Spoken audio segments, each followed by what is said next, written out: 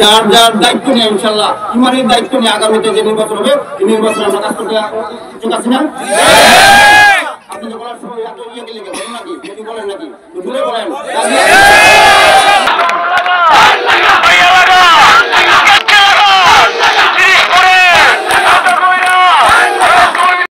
নরসিংদী সদরে মানুষের আইডল আমাদের জননেতা খালিদুর রহমান। আজকে আমি এখানে এসেছি নির্বাচন নিয়ে কথা বলতে। 2004 সালে এই প্রকল্পে যখন এমপি মনোনীত হয়েছে নির্বাচিত হয়েছিলেন 17 মাস উনি এমপিত্ব করেছিলেন। এই 17 মাসে এত কাজ করেছেন বিগত 10-15 বছরে কোন এমপি মন্ত্রী সে কাজ নরসিংদীতে করতে পারে না।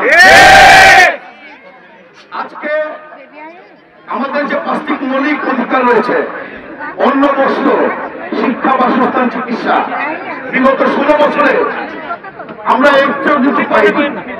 আমাদের মা বোনেরা অনেক কষ্ট করে রান্না করেন কিন্তু তাদের ন্যায্য মূল্য পায়নি। আমাদের কৃষকেরা অনেক কষ্ট করে খেতে ফসল ফলায় কিন্তু সেই ন্যায্য মূল্য তারা পায় নাই। আমাদের বেকার ভাইরা ডিগ্রি অর্জন করেছেন, চাকরি খুঁজে পায় না। প্রার্থী হিসাবে আপনাদের কাছে আমি ভোট চাইতে পারি না নাকি?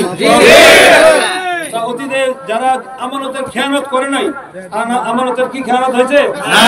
খেয়ানত না হয়ে থাকে আপনাদের ভোটের সম্মান আমরা দিয়েছি। আপনাকে ব্যবহার করে আপনাদেরকে পুঁজি করে জনগণকে পুঁজি করে আমি কোন রকম বিত্ত বৈভব অর্থ দুর্নীতির সাথে জড়িত হই নাই, এটা আপনারা দেখেছেন। তাই আপনাদের সুখে দুঃখে বিপদ আপদে ছিলাম।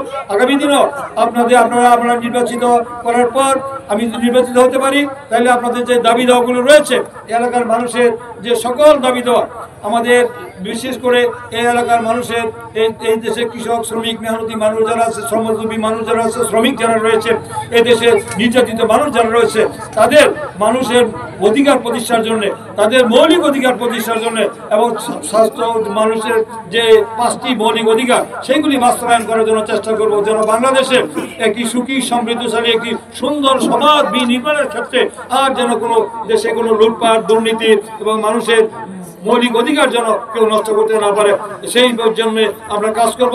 সেই বেগম আগামী দিনে এই দেশের একটি গণতান্ত্রিক সরকার প্রতিষ্ঠা করার জন্য আপনাদের অতীতে যেমন ফেসিবাদ বিরোধী আন্দোলনে আপনারা সমর্থন দিয়েছেন, রাস্তায় থেকেছেন, লড়াই করেছেন, মামলা গিয়েছেন, জেলে গিয়েছেন, আগামী দিনেও দেশ করার জন্য আগামী নির্বাচনের পরবর্তীতে আমরা সেই কাজগুলো করবেন। এখন নির্বাচন সামনে রেখে অনেক লোক অনেক দল আসবে, অনেক নেতা আসবে, তারা কথা বলবে, আপনাদের বিবেকের কাছে প্রশ্ন করবেন যে কাকে, কোন দলকে, কোন দলের প্রার্থীকে, কোন মার্কাকে ভোট দিলে আপনাদের এলাকার উন্নয়ন হবে, এলাকার মানুষের শান্তি ফিরে আসবে সেটা বুঝবেন। যারা ধর্মকে পুঁজি করে ব্যবসা করে, যারা ধর্মকে পুঁজি করে ধর্ম ব্যবহার করে তাদের কাছে নারীরাও নিরাপদ নয়, নারীরাও নিরাপদ নয়। তারা বিভিন্নভাবে মানুষকে ধোঁকা দিয়ে মানুষের মধ্যে ধর্মীয় সব বিভ্রান্তি সৃষ্টি করে তারা মানুষকে ভয় দেখিয়ে ক্ষমতায় যাওয়ার চেষ্টা করছে।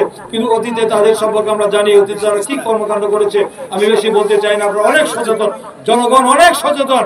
দিন শেষে আমি কি বক্তব্য দিচ্ছি, আমি কি বলতে যাচ্ছি, আমার দলের নেতা কে কি বলছেন সমস্ত কিছু দিন শেষে কিন্তু আমাদের জনগণ মূল্যায়ন করে কার কি উদ্দেশ্য, কে কোন উদ্দেশ্যে বক্তব্য রাখছেন, সে ব্যক্তির স্বার্থে না দলের স্বার্থে না দেশের স্বার্থে তারা ভালো করে জানেন যে আমরা কিন্তু মানুষ বিএনপি